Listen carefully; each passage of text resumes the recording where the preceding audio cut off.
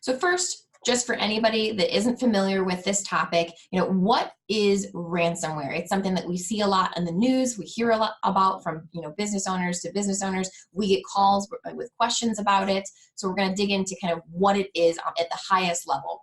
And really, ransomware is just a type of malicious software designed to take control of a network or data within your network until a ransom is paid. It looks sometimes like this. So this is a version of the famous WannaCry ransomware attack. And so what you would see when you came into work would be a message like this on your screen informing you that a certain amount of data or all of the data or all of the workstations at the office have been taken over by these criminals. All the data becomes encrypted, so it's not readable, it's not usable, and they will not decrypt your data for you until you pay a ransom within a certain amount of time. Oftentimes, the ransoms grow as time goes on, so they may start off demanding hundreds of dollars or thousands of dollars, and they'll give you a certain amount of time to take action. And then if you don't take action, they're going to penalize you by adding more to your ransom. And then eventually, the ultimate threat is that they're going to destroy your data and that you will never get it back. So think about that for a moment, about how threatening this really is to businesses across the United States and globally. Businesses are closing their doors because of these types of things. Criminals get a hold of your data. You come into work on a Tuesday morning and you find that all of the workstations are locked. You can't get any data for clients, for vendors, for projects, for anything until you pay. And unfortunately, if you are caught in this situation, there are very few things that you can do, but we will go over those. But first, I want to get rid of or address a myth out there when it comes to ransomware. And oftentimes, small to mid-sized business owners, they don't think cybersecurity threats apply to them because they think that criminals are really only going after big ticket items and big businesses, right?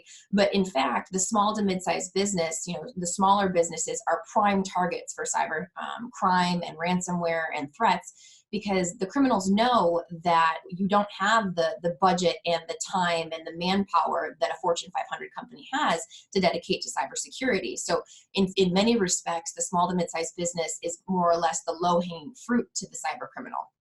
So I'm going to share with you guys a couple examples that I went just this week. This stuff happens so frequently that I, just a couple days ago, typed into Google ransomware and across a variety of industries. And so right here, ransomware attacks, attack locks eye care practices computer system for over 2 weeks. So in this case, these guys did not pay the ransom, but patients were quoted as saying they were calling in, they couldn't get appointments. The business was at a standstill for 2 weeks, and many businesses couldn't withstand that amount of downtime. I don't know if you're familiar, but in the news just this week, criminals have been targeting municipalities this year heavily, but criminals got together and formed a group attack against a group of municipalities in Texas, taking down 23 different networks. I just looked up a little bit more information about this one today, and at this time, they're saying that the total ransom that was being requested of these municipalities in Texas comes to about $2.5 million, which is insane to think about. The governor has actually dubbed this a level 2 emergency for the state at this point. So very scary stuff. Municipalities are getting hit heavily. Manufacturing is another industry that we're seeing get impacted a lot with ransomware at these times, just because a lot of the Internet of Things and the production and the supply chain is, connected with technology at this point. So cyber criminals know that if they are able to lock down the systems for these businesses, it's at a standstill. So this is a story about a manufacturing firm actually in Evanston, Illinois, and this incident actually had a global impact because suppliers that this manufacturing facility supplied to overseas were having to put off production for a couple of weeks while they worked to recover from this one. Recently as well, this year in Naperville, a security breach exposes personal information of more than 50,000 students and other individuals on the network, past and present Naperville area students. The interesting thing here is that not only did the school have to disclose to all of the parents that they had exposed the data, but they are now responsible to provide credit monitoring and identity theft monitoring to the students as well as anybody else impacted.